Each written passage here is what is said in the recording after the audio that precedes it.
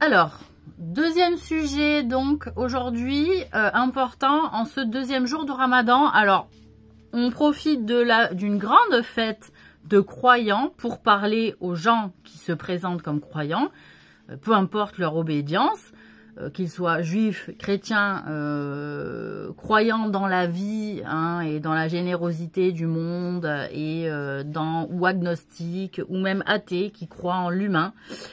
J'ai envie de dire, croyons en l'humain et croyons en sa capacité à être réellement solidaire. Et de fait,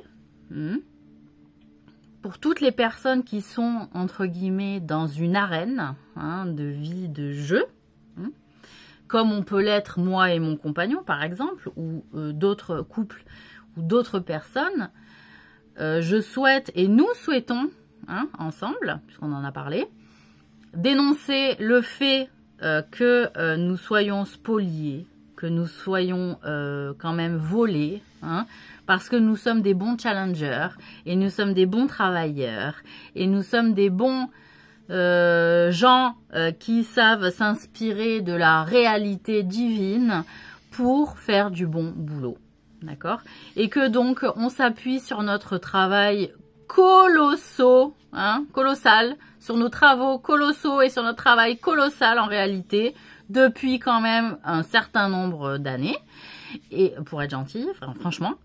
Et de fait, il faudrait quand même signaler que les personnes qui nous regardent et qui prennent de l'argent sur notre dos en misant et en remisant et en re-remisant et en remettant en jeu des choses où on ne s'astreint à vivre qu'avec peu, et donc on n'a jamais le goût d'une récompense ou de la délivrance des efforts fournis, sachez que c'est de l'esclavagisme, d'accord? Peu importe comment vous l'appelez, peu importe les statuts sociaux que vous accordez en réalité, que ce soit l'AH, que ce soit le RSA, que ce soit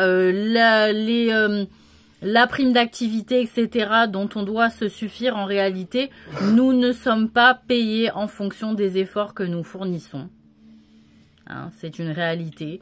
Et que donc nous devons sans cesse nous astreindre à des jeux qui ne sont pas les nôtres, seulement pour avoir le droit d'exister et de pouvoir alimenter d'autres personnes qui ont eu la capacité à faire des passages plus tôt et à se positionner financièrement et socialement beaucoup plus haut, plus tôt, et qui ont été aidés pour ça. Sachez que les personnes qui maintiennent ce système-là et qui astreignent des personnes et en facilitent d'autres, et donc la bienveillance n'est jamais de donner de délivrance, ou alors une délivrance tiède, sachez que vous êtes regardé et que vous allez être jugé, peu importe votre pourcentage de divin, peu importe vos accords avec Dieu, à un moment donné, il est très clair là-dessus, et que la délivrance de l'esclavage, c'est un bienfait pour votre âme, et que plus vous pensez avec votre compte en banque, avec vos sous, et que vous astreignez des personnes à jouer et rejouer et re-rejouer et à se contenter de peu quand vous-même vous n'arrivez pas à vous contenter du minimum, si ce n'est de besoins relativement assouvis, et que vous avez besoin en moyenne d'avoir des comptes extrêmement remplis, sinon vous n'êtes pas bien dans votre peau, parce que là le délire il est maniaco-dépressif et donc psychologique, d'accord? Je vise certaines personnes forcément, nous visons certaines personnes forcément. Vous êtes malade. Vous êtes malade du cœur, vous êtes malade du corps et vous êtes malade de vos comptes. Vous allez, c'est malheureux parce qu'en plus la plupart de ces personnes rejettent farouchement tout ce qui est de l'ordre de la religion, parce qu'elle remet en question la richesse qu'il y a dans le compte et qu'il va falloir donner aux pauvres. Je la connais moi l'histoire, d'accord?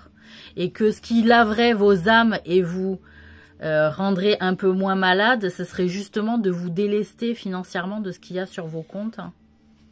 D'accord? Donc, à un moment donné, je pense que vous faites du mal aux gens. Peu importe les principes derrière lesquels vous vous cachez.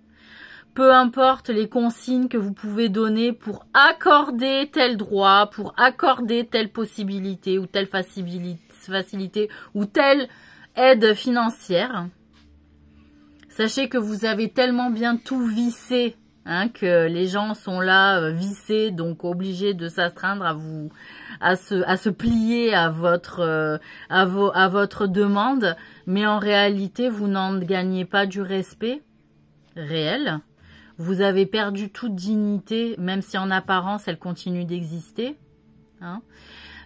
Et vous avez perdu votre âme, c'est-à-dire le cœur, la générosité, et ce qui fait que vous êtes en fait quelqu'un d'agréable à fréquenter, sachez-le. D'accord? Malheureusement, les gens qui vous fréquentent, vous avez tellement peur que ce soit pour votre argent que vous devenez encore plus paranoïaque. Et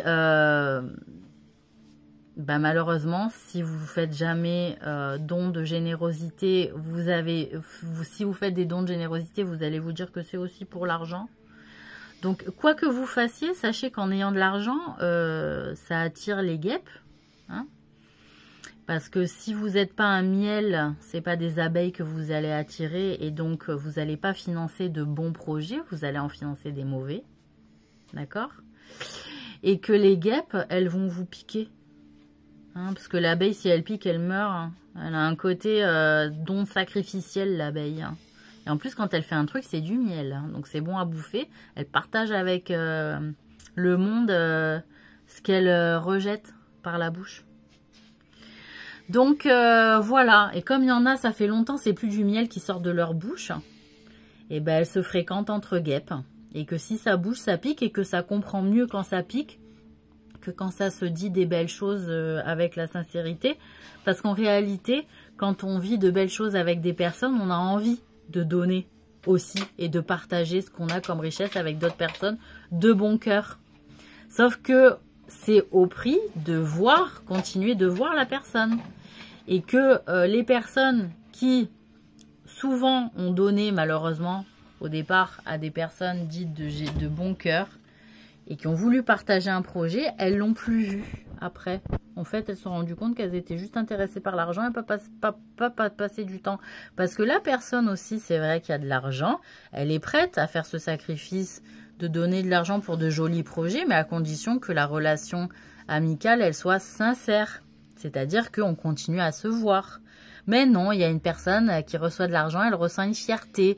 Donc, elle se dit, non, je vais pas continuer à voir, je suis gênée, elle m'a donné de l'argent. Alors, le lien social, il est handicapé? On est tous handicapés dans le lien social, hein? On voit pas la personne parce qu'on a reçu de l'argent, puis la personne, elle va plus donner de l'argent à d'autres personnes parce qu'elle voit plus la personne. Et puis la personne, elle se dit, elle était là finalement pour mon argent. Et l'autre, elle se dit, non, je l'ai pas vue parce que j'étais gênée. Je voulais pas qu'elle vous croie que c'était pour son argent. Ça va les gens? Vous voulez des médicaments? Vous voulez aussi faire un tour en hôpital psy comme nous pour voir ce que ça donne? Je vous jure, ça peut vous faire du bien. Plutôt que vous cacher derrière vos médecins de famille. Hein?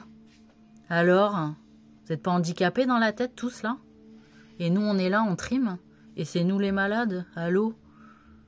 Je m'énerve pas, vous avez vu, je suis gentille. Allez, bonne journée.